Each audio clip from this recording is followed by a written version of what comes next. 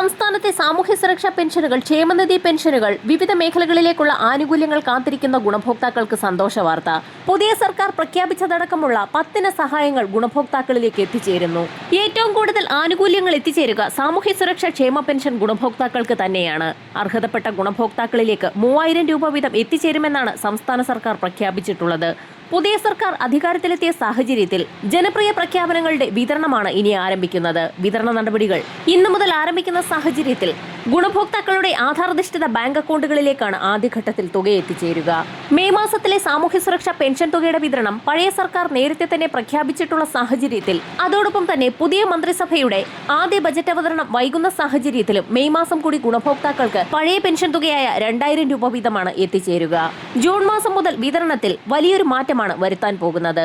ഏറ്റവും പുതിയ വിതരണ ലിസ്റ്റിന്റെ അടിസ്ഥാനത്തിൽ വർദ്ധിപ്പിച്ച പെൻഷൻ തുകയടക്കം ഗുണഭോക്താക്കളിലേക്ക് എത്തിച്ചേരുമ്പോൾ 24 ലക്ഷത്തോളം വരുന്ന ആളുകളുടെ കൈകളിലേക്ക് തുക എത്തിച്ചേരും. നേരത്തെ സഹകരണ സംഘം ജീവനക്കാർ വഴിയായിരുന്നു കൈകളിൽ തുക എത്തിച്ചേർന്നുകൊണ്ടിരുന്നത്. വമ്പൻ മാറ്റങ്ങളോടുകൂടി കൈകളിലേക്കുള്ള വിതരണവും ഇനി മുതൽ ആരംഭിക്കുകയാണ്. കൈകളിൽ തുക സ്വീകരിച്ചുകൊണ്ടിരിക്കുന്ന ഗുണഭോക്താക്കൾക്കും ഇപ്പോൾ ബാങ്ക് അക്കൗണ്ടിലേക്ക് മാറാവുന്നതാണ്. ഇതിനായി പെൻഷൻ അനുവദിക്കപ്പെട്ട തദ്ദേശ സ്വയംഭരണ സ്ഥാപനങ്ങളിൽ ബാങ്ക് ഡീറ്റെയിൽസ് ഉൾപ്പെടെയുള്ള കാര്യങ്ങൾ സമർപ്പിക്കുന്ന സാഹചര്യത്തിൽ ഇവർക്കുള്ള പെൻഷൻ വിതരണത്തിൽ മാറ്റം വരുത്തുന്നതായിരിക്കും. 8 ലക്ഷത്തോളം വരുന്ന NSAP വിഭാഗത്തിൽപ്പെട്ട് കേന്ദ്രവിഹിതം കൂടി ചേർത്ത് പെൻഷൻ തുക സ്വീകരിക്കുന്ന ഗുണഭോക്താക്കൾക്ക് കേന്ദ്രവിഹിതം നേരത്തെ കേന്ദ്ര സർക്കാർ ആധാരധിഷ്ഠിത ബാങ്ക് അക്കൗണ്ടുകളിലേക്കായിരുന്നു നൽകിയിരുന്നത്. കേന്ദ്രവിഹിതം കൂടി സംസ്ഥാന സർക്കാർ അനുവദിച്ച ശേഷം പിന്നീട് കേന്ദ്രത്തിന്റെ കയ്യിൽ നിന്നും തുക സ്വീകരിക്കാറായിരുന്നു പതിവ്. എന്നാൽ ഇനി മുതൽ കേന്ദ്രവിഹിതം കൂടി സംസ്ഥാന സർക്കാർ തന്നെ നൽകണമെന്ന് കേന്ദ്രം ഏതാനും മാസങ്ങൾക്ക് മുൻപാണ് നിലപാട് അറിയിച്ചത്. മെയ് മാസത്തിലെ കേന്ദ്രവിഹിതവും ഗുണഭോക്താക്കളിലേക്ക് കൃത്യമായി തന്നെ എത്തിച്ചേരും. പുതിയ സർക്കാർ അധികാരത്തിലെത്തിയ സാഹചര്യത്തിൽ ജൂൺ മാസം മുതലുള്ള സാമൂഹ്യ സുരക്ഷാ പെൻഷൻ വിതരണത്തിലെ കേന്ദ്രവിഹിതം വിതരണം ചെയ്യുന്നത് സംബന്ധിച്ചുള്ള സുപ്രധാന അറിയിപ്പുകൾ വരും ദിവസങ്ങളിൽ തന്നെ പ്രഖ്യാപിക്കും. സാമൂഹ്യ സുരക്ഷാ പെൻഷന് പുറമെ വിവിധ മേഖലകളിലേക്കുള്ള ആനുകൂല്യ വിതരണം കൂടിയാണ് ആരംഭിക്കുന്നത്. ഗുണഭോക്താക്കൾക്കുള്ള പുതിയ ആനുകൂല്യ പ്രഖ്യാപനങ്ങൾ ഇവയൊക്കെയാണ്. മുതിർന്ന പൗരന്മാരുടെ ക്ഷേമത്തിനായി പ്രത്യേക വകുപ്പ് രൂപീകരിക്കും. യുവജനങ്ങൾക്ക് ബിസിനസ് ആരംഭിക്കുന്നതിന് 5 ലക്ഷം രൂപ വരെ പലിശരഹിത വായ്പ ലഭിക്കും. കാരുണ്യ, ബെനവലന്റ് ഫണ്ട്, ശ്രുതി തരംഗം തുടങ്ങിയ പദ്ധതികൾ പുനരാരംഭിക്കും. BPL കുടുംബങ്ങളിലെ രോഗികൾക്ക് ഡയാലിസിസ് സൗജന്യമാക്കും. സ്ത്രീകൾക്കും കുട്ടികൾക്കുമായി ഷീ ഹോസ്പിറ്റലുകൾ ആരംഭിക്കും. എല്ലാ കുടുംബങ്ങൾക്കും 25 ലക്ഷം രൂപ വരെയുള്ള സൗജന്യ ഉമ്മൻചാണ്ടി ആരോഗ്യ ഇൻഷുറൻസ് നടപ്പാക്കും. ക്ഷേമ പെൻഷനുകൾ 3000 രൂപയാക്കി വർദ്ധിപ്പിക്കും. കോളേജ് വിദ്യാർത്ഥികൾക്ക് പ്രതിമാസം 1000 രൂപ ധനസഹായം നൽകും.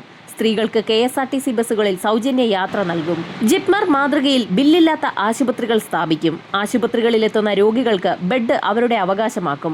പ്രത്യേക കാർഷിക ബജറ്റ് അവതരിപ്പിക്കും. റബ്ബറിന് 300 രൂപ തറവില ഉറപ്പാക്കുകയും സിയാൽ മാതൃകയിൽ റബ്ബർ കമ്പനി ആരംഭിക്കുകയും ചെയ്യും. നെല്ലിന് 35 രൂപ സംഭരണ വിലയും നാളികേരത്തിന് ഉയർന്ന തറവിലയും നൽകും. മത്സ്യത്തൊഴിലാളികൾക്കും KSRTC ഓട്ടോ ടാക്സി ഉടമകൾക്കും ഇന്ധന സബ്സിഡി നൽകും. തീരദേശ നിവാസികൾക്ക് പട്ടയം ലഭ്യമാക്കും. വയനാട്ടിൽ ആധുനിക സൗകര്യമുള്ള ട്രൈബൽ യൂണിവേഴ്സിറ്റി സ്ഥാപിക്കും. ക്യാമ്പസുകളിൽ ആന്റി റാഗിംഗ് ആക്ട് നടപ്പിലാക്കും. വിദ്യാഭ്യാസ സ്ഥാപനങ്ങളിലെ വിവേചനം അവസാനിപ്പിക്കാൻ രോഹിത് വെമുല നിയമം നടപ്പിലാക്കും. അന്താരാഷ്ട്ര തൊഴിൽ വിപണിയിലെ മാറ്റങ്ങൾ പഠിക്കാൻ ജോബ് വാച്ച് ടവർ രൂപീകരിക്കും. 10,000 പുതിയ MSME സംരംഭങ്ങൾ തുടങ്ങാൻ സഹായം പ്രഖ്യാപിക്കും. വിശപ്പില്ലാത്ത കേരളത്തിനായി ഇന്ദിരാ ക്യാൻറ്റീനുകൾ ആരംഭിക്കും. 5 വർഷത്തിനുള്ളിൽ 5 ലക്ഷം പേർക്ക് വീട് നൽകും. ഭിന്നശേഷിക്കാർക്ക് സാമൂഹ്യ സുരക്ഷാ പെൻഷനിൽ 25% കൂടുതൽ തുക നൽകും. ആശാവർക്കർമാരുടെ വേതനം കുറഞ്ഞത് 700 രൂപയാക്കി വർദ്ധിപ്പിക്കും.